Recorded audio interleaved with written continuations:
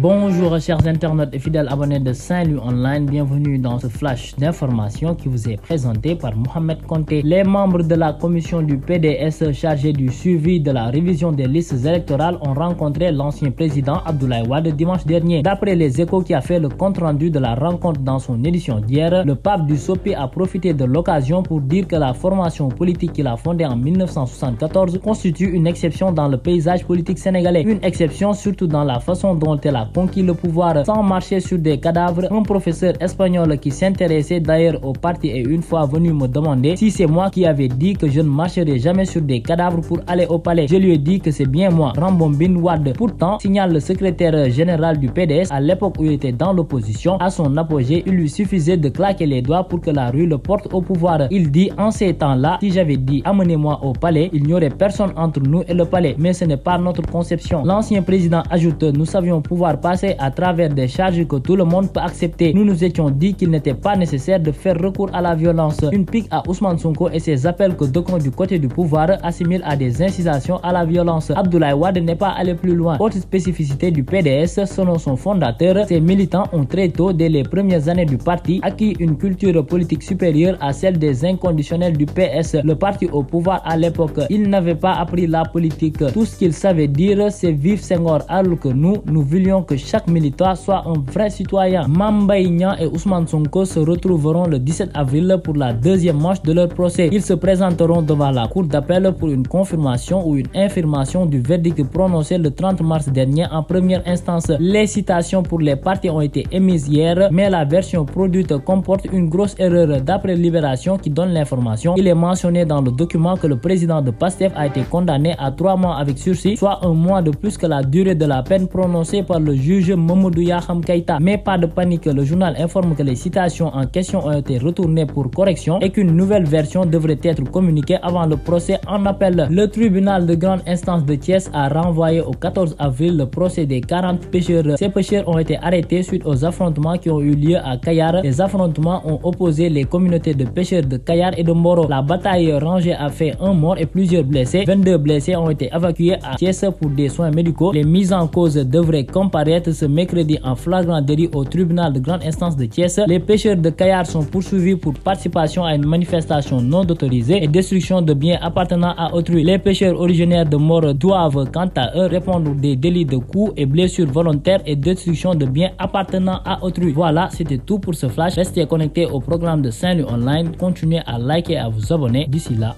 portez-vous bien.